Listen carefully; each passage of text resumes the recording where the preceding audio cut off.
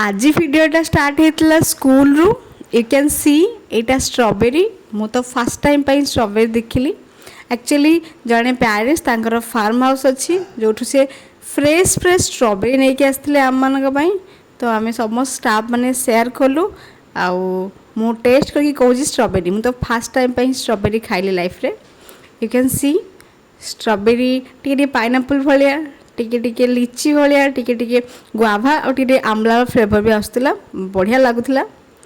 Then lunch करूँ आज सार एग्जाम ड्यूटी तो आम भाई भौणी लंच करूँ मिसिकी। ये एक्चुअली होटेल आरुषि आम आनी बाकी भजा आउ तो आलू तरकारी मु करी यहाँ घांट तरकारी ता सहित साइड आइटम बहुत सारा थिला मिसिकी भलसे आम लंच कलु।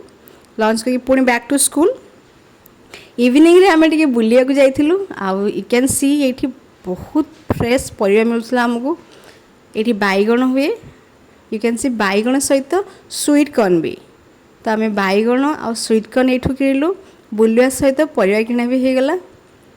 बैगण रेट भी भल आउ पूरा फ्रेश जिनस ये पाइबे आपड़। यहाँ आम गाँव रास्ता तो एमती भाव आज दिन कटिला। I hope you like my video.